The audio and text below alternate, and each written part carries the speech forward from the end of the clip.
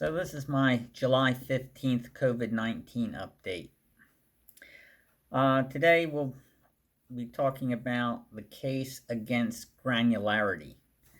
For Granularity, I'm referring to having varying recommendations in different areas of the country based on how much COVID activity is currently going on in that area.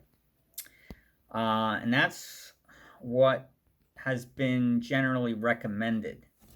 Now, the issue I have with that, the problem I see with that is that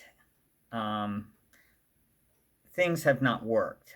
Now, you can argue that, well, people aren't following the guidelines that have been issued, and that's true, but it's more than that. So if you take the clock back and you look back into what was going on in March and April, when we had the beginning of the first wave and the cases were rising very quickly, logarithmically. And I was following the new cases per day and over the entire country as a whole. And what was happening was every 3 to 4 days, the number of new cases that were reported each day was doubling. So if you had 1,000 on day 1, by day 4 you had 2,000. And then 3 to 4 days later you had 4,000. And so on and so forth. They kept on doubling and doubling and doubling. Now, that's how infections spread. This is where they get this R0 that they talk about, describing how fast the doublings are occurring.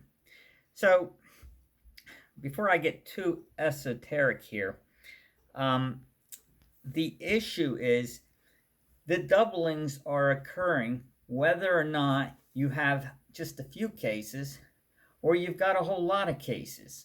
So like in New York City, where you had thousands and thousands of cases and they were doubling every day, that was very dramatic. But in another area of the country where they weren't seeing much of this, at least it wasn't visible, the cases were still doubling.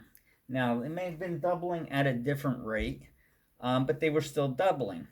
So my question is, why would you not want to prevent the doubling in the areas that don't have a lot of cases?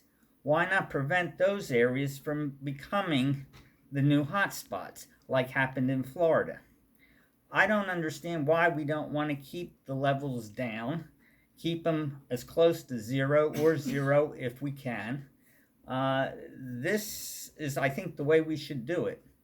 So if we had universal guidelines which stated that everybody used masks, social distancing, good hand hygiene, and this was universal everywhere, we would be preventing the doubling in all the areas.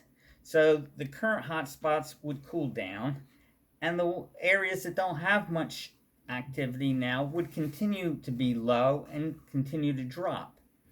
Makes a whole lot more sense to me than waiting till you get the levels down and then saying, okay, the levels are down. Now go back to what you were doing before the virus was here.